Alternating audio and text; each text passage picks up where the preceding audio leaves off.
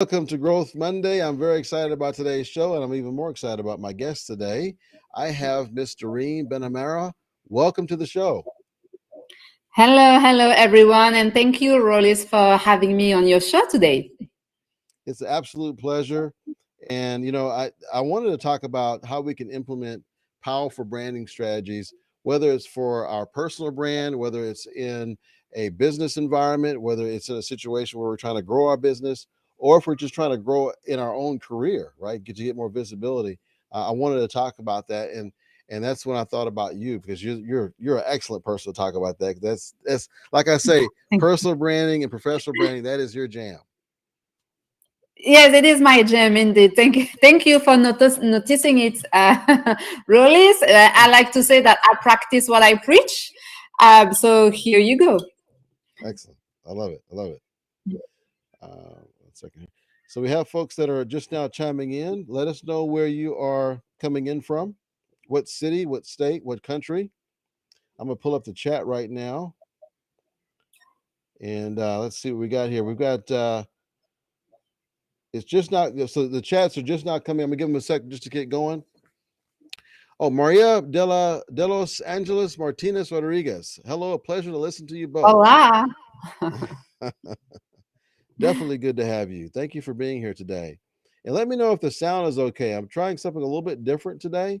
So let me know if my sound is okay, if it's working well. I want to make sure it is working well. And Joanne, if you can confirm that for me, I appreciate that. Oh, she already has. Okay, good. Well, I'm glad to hear that. All right, so to get us going, to get us started, what I'd like to open this discussion up with is where is usually step one? If I want to start to get myself out there more visible, even within a corporation or organization, or those of you who are recruiters who are watching this and hiring managers, I know that sometimes there's some hesitancy to do that, to put Mhm. ourselves out there. What would you say is step one in the process? So step one may sound cliche, but actually it is not that easy, is to find your why. Why do you want to build your personal brand in the first place? Why do you think that you need to increase your visibility? Because a lot of people, and that's the mistake that most people do, they want to jump into content creation and start posting, and then they're like, yeah, but this thing doesn't work. But actually, creating content and posting and making yourself visible is the last piece of the puzzle. So you really need to be clear on why you want to build your personal brand. And then the second question is, what is it that you want to be known for? Right? Because you don't want to be seen by everyone. You don't want like people outside of, I don't know, your area of focus maybe to know you, right? In order to be efficient, your personal brand is about being you, sharing your message and increasing your visibility in front of the right people. You don't want to become a superstar. This is not about becoming an influencer with hundreds and thousands of followers. That might be the case if that's your goal, but when it comes to being strategic, and especially when working in the corporate environment, it really comes down to your why and what do you want to be known for in the first place. You need to be crystal clear on these two. That is powerful. Why? Why are you doing it, and what do you want to be known for? Give me some examples of some pretty, I guess, I wouldn't say common, but more often, what you hear more often than not in terms of the why. Give me some examples of some whys a person would want to take that next step. A lot of time people they want to make an impact, and deep inside they know that their experience, their knowledge, their expertise, no matter what it is, if they start sharing it, can have a real impact in people's lives. So that's the main reasons that I see people, and including my clients, to who want to start building their personal brand. They want to use their experience to inspire and make an impact in other people's lives. Hmm. Okay. And then what would you say, if from your perspective, what do you say is going to be? You said the why first, Yeah. and then the second part is which part again? The what? What do you want to be known for? Okay. So, what are some common things that people say and they want to be known for? Give me an example of that. A lot of time people they want to be known for their contribution. There is a before and after COVID-19, of course, we know that. And prior to the pandemic, we were in a work environment where most people felt they didn't have a voice, right? They couldn't express themselves. uh, they were working hard, but they were facing a lack of recognition, a lack of visibility, a, a, a lack of professional growth and opportunities, right? The pandemic happens, and now we are in a situation where people they know what they want. Now they know what they want, and they know what they don't want, right? And they don't want to go back to the old way of working. They don't want to be like, they don't want to go back to the old way of what it means to be a leader, and being and working for someone or for a company. People they want to have a voice, and they want to express their voice. So oftentimes what they want to be known for is the value that they can bring to the table, is their experience that is indeed valuable, but that they never really promoted, either because they didn't know the how to, or because they didn't have the space to express themselves and bring their creativity to the table, their value to the table, and really to showcase their potential. So a lot of time people want to build a personal brand because they understand that now it is a requirement. It is not an option. It is a requirement, but they want to use it to showcase their potential, and really for to help people understand what's the value they can bring to the table. Give me some examples of some ways a person could showcase. I've got my favorite one, but I don't want to. I don't want to speak out of turn here, since I've got one of my experts on the line here. So, what would you say? Give me some strategies or ways that a person could, quote unquote, showcase themselves. First of all, is by sharing your story. Okay. And here we talk about storytelling. Briefly, your personal brand is made of three pillars. Your story, so where you share the experiences, the life experiences that you went through, the hard times, the lessons learned. Those are very important because your story is what will allow people to connect with us on an emotional level, on a deeper level. This is through your story that you are going to build the know, like, and trust factor, which is essential now more than ever before. Okay, so that's the first strategy. The second strategy, which is the second pillar, is what are you passionate about? What do you do outside of work? Right? Do you like gardening? Do you like, I don't know, fishing? Do you like going on walks? What do you like to do? People want to know you again, and this reinforce this know, like, and trust factor, because people can relate to you. And the third strategy, which is the third pillar, is what do you do for work? And here it's about showcasing your expertise, okay, as a professional. So your personal brand is a mix. It's about finding the right balance between those three pillars in order for you to showcase, to create a personal brand that is authentic and that truly showcase who you are as a person first, and as a professional in second, because people do business with people, right? Absolutely. Yeah. Okay. So, I'm going to give you something that I know some people in my audience are thinking. They're thinking, well, I don't like talking about a lot of personal stuff about myself. I don't want to. There's certain things I just don't want to share. I don't put myself out there like that. I want to just keep it professional. So what would Mhm. you say to someone who says something like that? First of all, there is a misconception here between sharing your private life and sharing your personal story. Those are two completely different things, right? Your private life is private, it belongs to you, and you keep it for yourself, right? And I hear it a lot of my clients, and since I especially work with women, they are like, yes, but I'm very concerned about my kids, and putting stuff on the internet and all of this. And no, you don't have to share your private life, your family moments. If you want to, you can, of course. But if you don't want to, if you don't feel comfortable with doing so, you don't have to. When we talk about your personal story, it's about how can I say that? Maybe you applied for a job 3 times and you got rejected 3 times and you persevered, and this is the first time that you finally got an interview, right? So what did you learn from this? That perseverance is key when looking for a job, right? So this is the kind of stories, this is the chapters of your life that you are willing to share with your audience online, that teaches your audience something. It's about the lessons learned. Once again, it's not about victimizing yourself. It's not about saying life is tough. Life is tough for everyone, and none of us have it all, and none of us like live the perfect life, right? No matter what perfect or success is to you. It's about sharing the little moments that you experienced and that taught you a lesson. And those moments like help to contribute to create the person, the professional that you are today. So I'm not sure if I'm clear on that point, Rollis, but this is really about sharing the chapters of your story where you have learned something and that you feel like sharing this lesson with your audience can bring them value. I'm just checking in with the audience, and I think it is definitely resonating. Excellent. Very good. Yeah, no, I think that's one thing it took me a while to catch on to, is that because I was one of those people.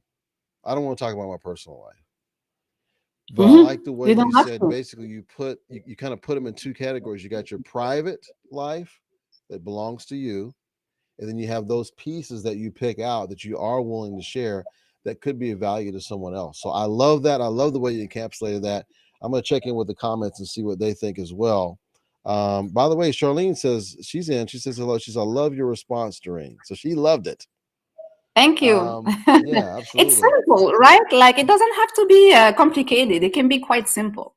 And hi, Florence. Florence Love is here. Good to see you, Florence. Charlene says, yep, been there. How personal to get and still be considered relatable? That's a good question. So, how personal do you get to still be considered relatable? So, you want to go just far enough to get relatable, but you don't want to just put everything out there. So, what do Sure. you say to that, Doreen? Again, okay, so that's a very good question. Thank you for asking this question. It comes down to what do you want to be known for? Hence, the importance of being crystal clear on what you want to be known for, because the what you want to be known for, your answer will guide you on what you are willing and what you want to share with your audience. Let me give you a concrete example, which is my example. I want to be known for being a woman leader, right? Being from a minority here in Canada. I belong to the category of visible minorities, okay? Being an immigrant woman here in Canada. And when I came to this country, I couldn't find any role model, female role model looking like me, like speaking English with an accent, having a diverse background and all of this. So I really want to position myself as this role model for other women. And I use my experience and my skills to coach and train other women to get into those leadership roles, right? So that's what I want to be known for. So I don't have to share my private life about it, but I share my personal story of being an immigrant woman coming to Canada with nothing, no work experience, no network, no English. So how many people out there can relate to my story? A lot, especially in North America, where we are like in a part of the world that was built by immigrants, right? I talk about the struggles of navigating the North American culture with networking and personal branding and all of this, right? And how something that was so challenging for me, which is networking and personal branding, how I turned this into a strength that took my career to levels that I would have never ever envisioned. So that's a concrete example of how you turn a personal experience, how you turn your challenges, what you learn from them into something that is inspiring for your community, for your audience. Absolutely. Okay, now some of the folks who are watching, I love what you just said. Some of the folks who are watching, maybe they've seen your story for the first time as you just told it, but there was a couple of posts you did One that was somewhat successful. The second one I think was just like incredibly successful that had to do with this very subject. Can you talk about that? Because I think it will help inspire others. And by the way, once you explain it, Joanne, if we could find that link, if you can go to her profile, find that link so we can put that link here in this comment section here. So go ahead, Joanne, please. So one of the key elements of being authentic online is being vulnerable. Again, it's not from a place of victimizing yourself. It's from a place from daring to share your challenges and how you overcome them. Okay. And so I posted this picture. It was trending back in time, how it started versus how it's going. And so I posted this picture of me being lost, just fresh at the airport with my luggage, not knowing what to do. And I remind you, I didn't speak English at all at the time. I even didn't know how to ask a question. And then I posted a picture of me when I started my business. I had already built a successful international career and I was publishing my first book, The Smart Woman Guide to Networking. So there is this picture of me where I'm in a pink suit, very empowered, very professional. And you can see the difference between this young woman who is lost and this successful professional woman, right? And so with this picture, with this photo collage, the caption was about my story, the one I just shared, like landing in a country, not knowing what to do with nothing, but you know the willingness and the ambition to build my Canadian dream. And so I explained how hard it was for me and how, once I understood the power of networking and personal branding, I used it to my advantage to the point that it like skyrocketed, like boosted my career, fast tracked my success, and I decided to turn this into a business to support, coach, and empower other women.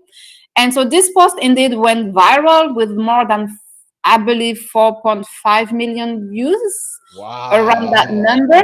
Yeah, that was crazy. Like my inbox was flooding with messages from people, and not only women, mainly women, of course, because my message was geared toward them, but from a lot of people telling me, but I was about to give up and you are giving me hope. And I know it's hard, but because you did it, I feel I can do it too. Thank you for sharing your story. So when I said at the beginning, this is through your story that you create this emotional connection with people. And once people know, like, and trust you, then when it comes to your personal and professional growth, then it becomes way more easier.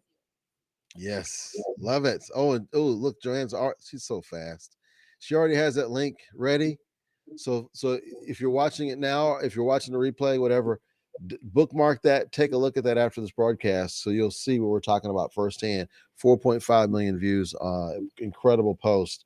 And let me ask you this: before you posted that, did you have any idea that it would be as successful as it was? Did you have any clue? No, actually, because you know what happened? I posted the same caption with the video of me doing a public speaking engagement, and the post did okay.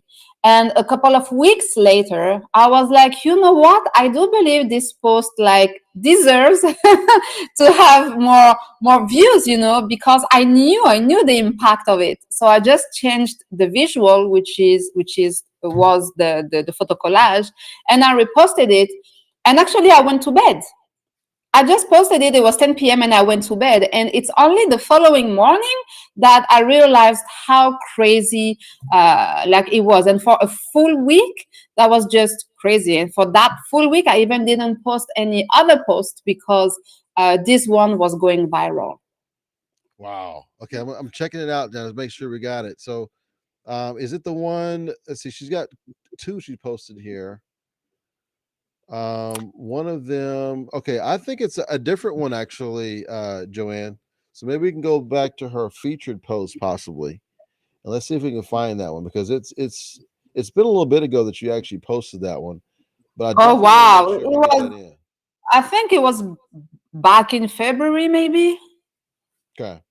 So look back Yeah. in February, Joanne. Make sure we can catch that. So folks who are watching, you can see exactly what we're talking about. And it was one of those things you just didn't know. So you just kind of never know until you do it. because you didn't know, right? You didn't. I mean, you thought it could have potential, but you didn't know for sure.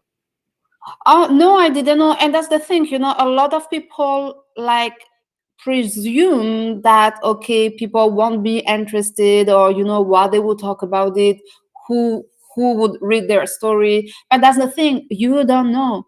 You don't know. So take away this assumption that you know what people want to hear or read from you, or how people will react to your content, because you don't know. Yeah, absolutely. Okay, so those who are watching, hopefully that's your encouragement that if you're not sure how it's going to work out, that's okay. Because pretty much everybody Yeah. who I've talked to, they didn't know when the first one, when the first big one hit, they did not know it was going to be as successful as it was. So you kind of almost have to just, I guess, try a few different ones, right, to see what works, right, Doreen? What do you think? This is it. Like, there is no magic formula. In order to see what's working, what's not working, you need to try it out. You need to test it. You need to observe, look, and see what's working, what's not working. What's not working, you just forget about it, and what's working, you duplicate it. Right? It's like everything in business. uh, you try, you test what's working, what's not working, and you adjust, and you continue, you keep trying. So that's the exact same way you do with your content strategy. Okay, now you hit a good point here. I want to talk about this. How do you determine what's working or what's not working with your branding strategy? What metrics or what things are you looking at to see what's working and what's not working?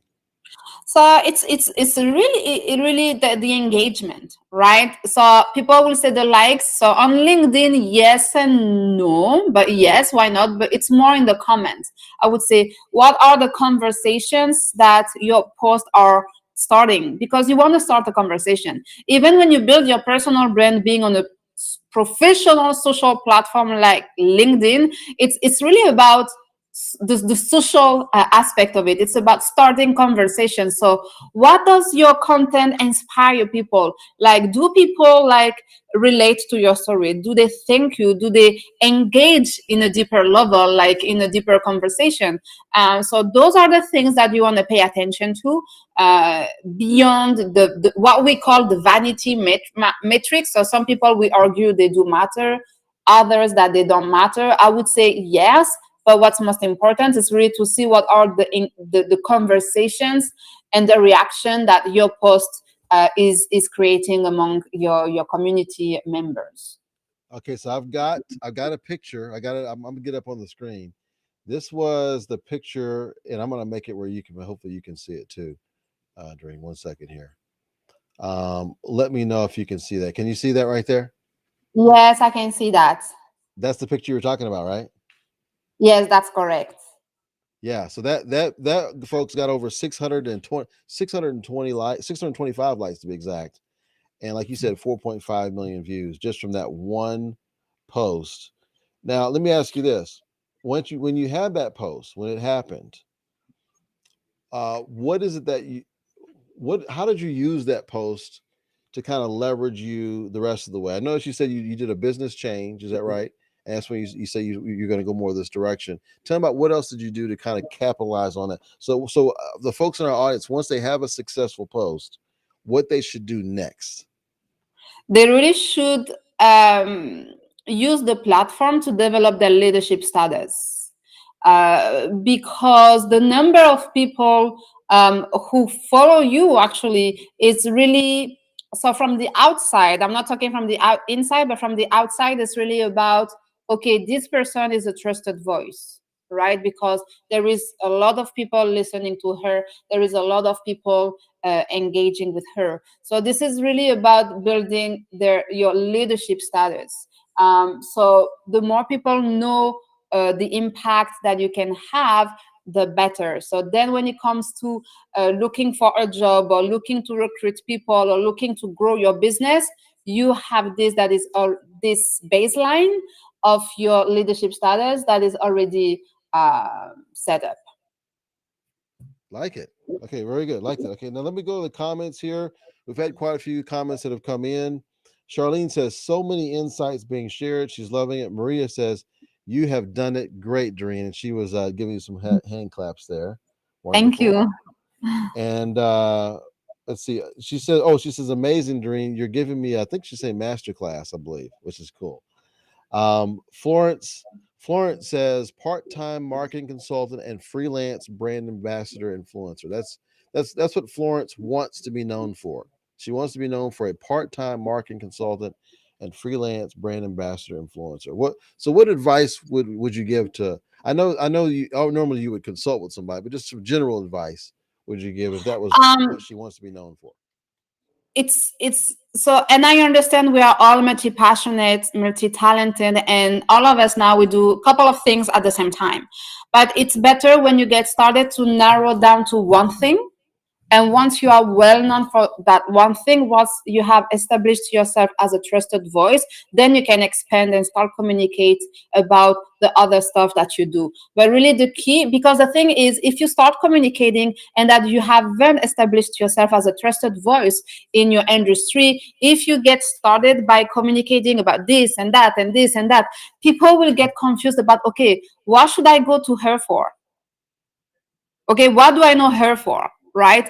Hence the importance of narrow it down to one thing when you get started. And once you have build your like build your leadership status or build yourself as a trusted voice in your industry, then you can start to expand into this, into that, and into this, because people will know you in the first place. So then it's about expanding, amplifying your voice and expanding your areas of activity.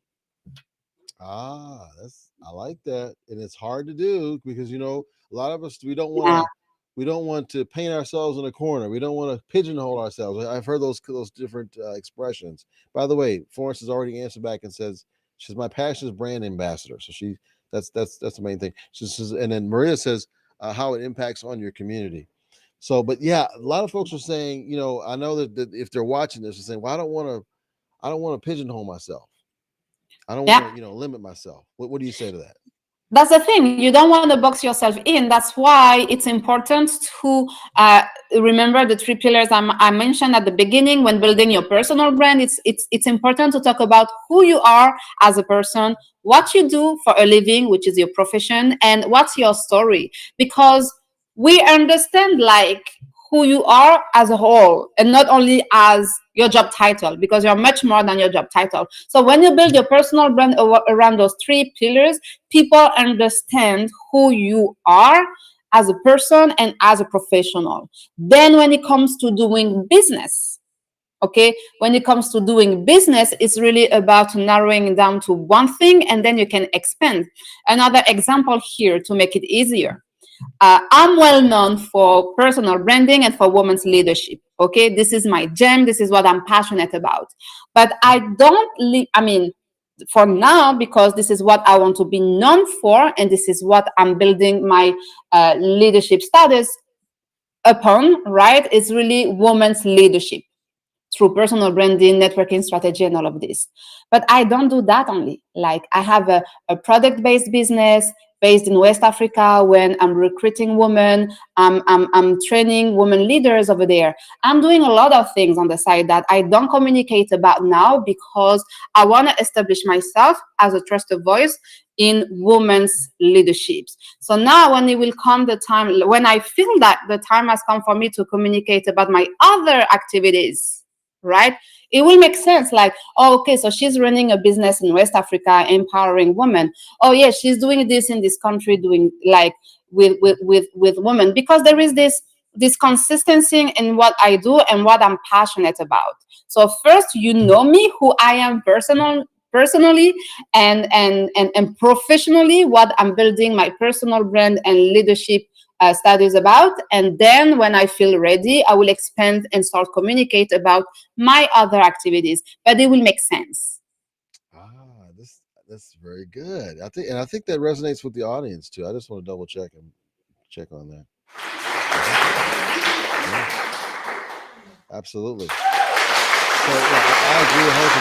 In terms of not, it's one thing to lead with something, but it's another thing to what you do in the end, right? They just keep clapping. You just can't stop them from clapping. They're just so happy about it. Anyway, I like how you mentioned how first of all, you led with this kind of this one theme, but you're doing a bunch of other things, but Yeah. you're not leading with that. So you're suggesting is you lead with the one thing, Yeah. and then so you don't confuse your audience, but it doesn't mean you can't do the other things. Is that right? Of course not. And you want to master it. Do you master your personal brand? Do you master your professional reputation? Do you master your content creation process? It's about mastering one thing first, so then you can duplicate it to no matter what topic. Mm, I like that. Okay. All right. So normally at this time we do a water break. I didn't tell you about that, did I? You got some water? I got some water, but I can take more because I'm thirsty. Okay. Let's take a water break. By the way, I noticed, Doreen, you're like one of my first guests who has a virtual background that looks super good, and your lighting is super fantastic. Your camera's great, and you have a matching water bottle that matches your background. Branding on top. I told you, I practice what I preach. Okay. And actually, this is not a virtual background. This is a real one. Oh, that's a real. Oh, that's a real Yes. See? background. Wow, that's awesome. I love it. Oh, this is great. Okay, I got a question for you before we get back into the discussion again. Oh, Charlene, thank you so much. This is another wonderful show. Thank you so much, Charlene. You're amazing. Okay, let me read this question for you here. Um, would you rather? Oh, this is interesting here. Okay, let's take the career aside for a second. Okay, we're just talking about personally. Okay, would you rather be taken too seriously all the time, or be thought of as only as a partier? I would rather be taken too seriously all the time Okay, why is that? because this is how I built my career actually. And people have told me afterward, you look so serious. And then they will realize that okay, I know how to have fun too. But really because my professional reputation is everything to me. I made the decision to dedicate my 20s and early 30s to building a professional career, and this professional reputation of being serious took me to the highest level of business and politics. So yes, I would rather do this is what I did anyway, and it worked for me. Well, you know what? I can't answer. I can't argue with that. That makes sense.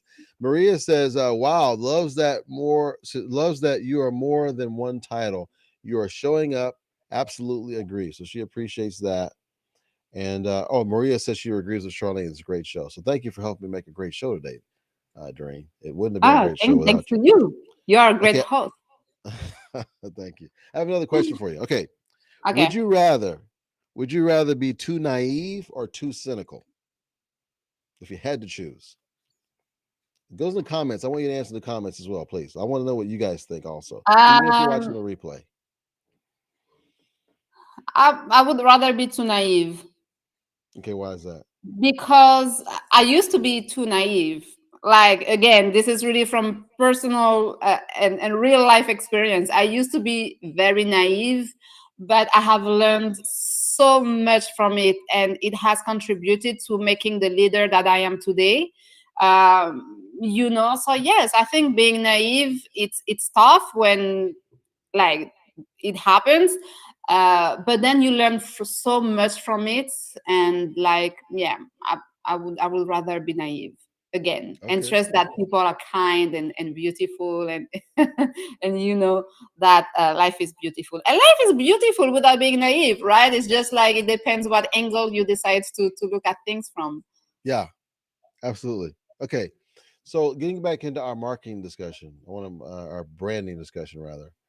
We talked about powerful strategies, and I think that to me, the biggest thing that I've learned so far from you is before you get started with any kind of strategy, you need to know your why and your what. Those are Yeah. like the two biggest things before you get into a certain strategy. So I Yeah. want to thank you for that.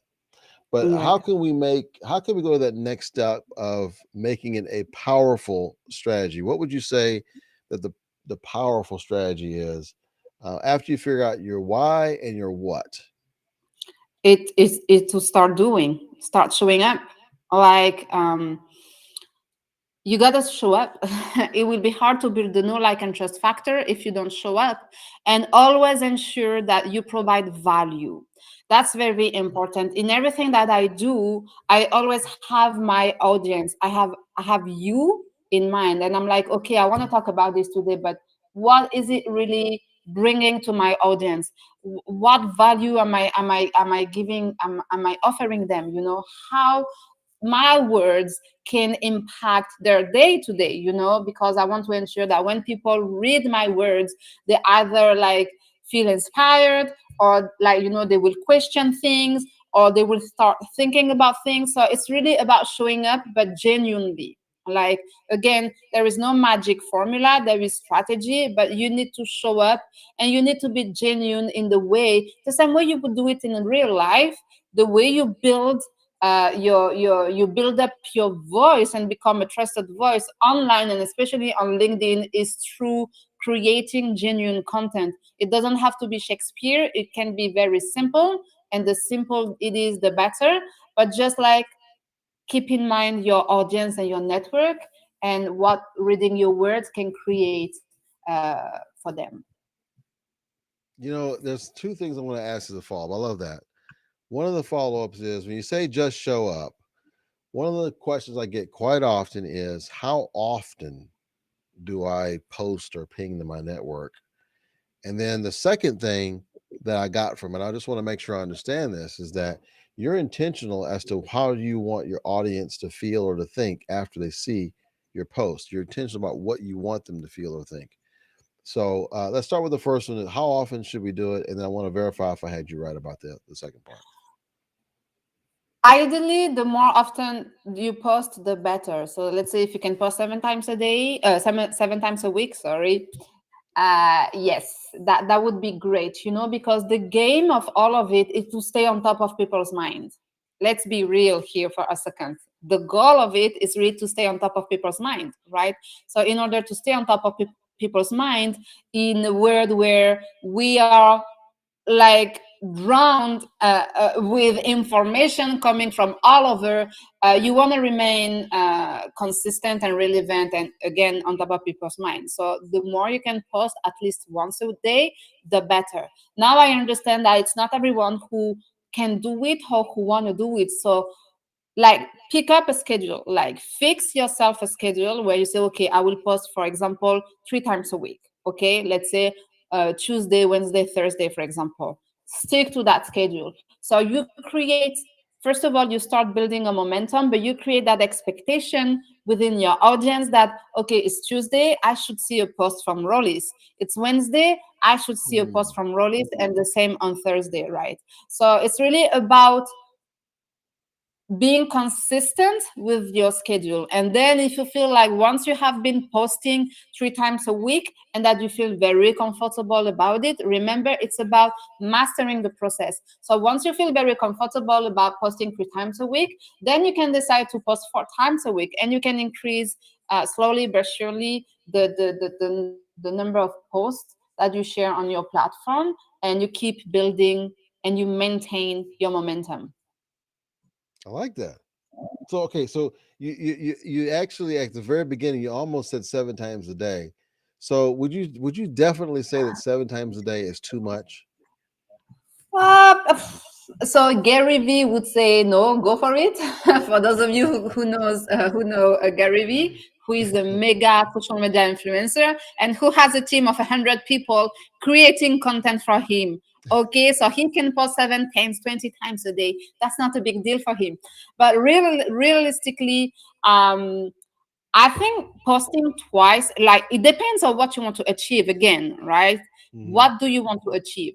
But like posting twice a day, I think it's a good strategy because people see you first thing in the morning, and they see you like in the evening before they stop or before they go to bed or whatever they look at their, whenever they look at their social media profile. So they see you in the morning, they see you in the evening. It's a good way to stay on top of people's mind again and again Okay. and again. Appreciate that. Okay, I have a question for you And I have a question for like Charlene and Robert. And heck, good to see you, Robert. Robert says, now there's one smart woman.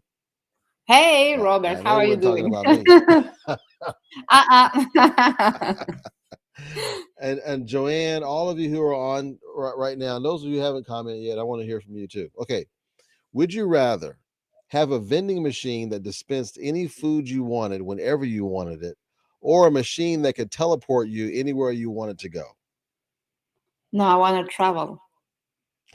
I I want to thought you would pick travel. that. I thought you would pick that one. Yeah, yeah. I want to see the world. I want to see people. I want to learn like all of this. I love it. Yes, I want to travel. Okay, so tell me about if you had an all expense paid trip, and those are the comments. Tell me the same thing. All expense paid trip anywhere in the world you wanted to go. It's 2 weeks, all expenses paid. Where would you go and why? Hmm. So I would go to Africa. I don't know which country, but I would definitely go to Africa. I've been there. I've been to a couple of countries I've worked and lived in. But I would say probably Tanzania or South Africa. Wow. Yeah, Okay. yeah. So you have a love, you must have a love for that continent. I mean, you so what is it about that draws you? I feel home when I'm in Africa. And since Nice. 2000, I mean, I'm originally from North Africa, so I used to go there growing up every summertime. But then when it comes to West Africa, which I'm very familiar with, I just feel home, and I like the culture, I like the people, and I like to, yeah, to be part of something that I feel is way bigger than me. So yeah, I feel home in Africa. Oh, I love that. Morocco? No, so I'm originally from Tunisia on the other side. Tunisia. Oh, Yes, lovely. small beautiful country. That's awesome. I did not know that. Okay, let's see. I learned something new about you. Okay, so I got quite a few folks who came in with their thoughts. Florence, she says travel for sure. So she agrees with you. Robert says travel. And oh, and by the way, Charlene says, yeah, laugh out loud. He's all about posting until you see results and connect. Yes, that's true. And then Robert says, I can go get the food I want. Laugh out loud. So he's like, he's with you. He wants to travel. He can get the food. And that's true. Because if you travel, you can get food. I mean, yeah, I didn't think about Yeah, that. and If you you want get some to great discover food from, so many different foods. So that's even better. yeah, you can travel there and get whatever food. So if you get what's the best dish you remember growing up? Okay. And like just your most, like when you think of Tunisia, this is the dish you got to have. Actually, my favorite dish is not a Tunisian dish. Okay. What is it? Is it French? No, it's Senegalese. Oh, look at That's what we this. call mafe. So basically, is the base of these dishes is peanut butter sauce. I'm not sure how we Okay. say it in English. I wouldn't be able Yeah. to explain these dishes in English, Peanut butter. but Yeah. that's mafe. So Google mafe, Mafe. and you will see how it looks like and how you can cook it. And this is my favorite dishes of all time. That sounds lovely. Okay, so I'm gonna look that up. Is it Mafe? Mafe? Yes. Okay, very good. Excellent. See, I learned something new all the time on this show. That's what I love. Joanne says, haha, me too. Travel. She wants to travel also, and she wants to go to Switzerland. She wants to go to Mm. Switzerland. I've never been to Switzerland. Have you been to Switzerland? I've been to Switzerland. It's cold. It's beautiful, but it's cold. And since I live in Canada, when I travel, I would rather travel to a country with a warm More weather. warmth. Yeah, got it. Well, listen, this has been an amazing show today. I want you, if you can, give our audience your best tip on what you think they should think about or do next. It could be something you've already talked about, but let's take it home. What is it that they should do or think next that it's in line with growing their professional personal brand, however you want to call that?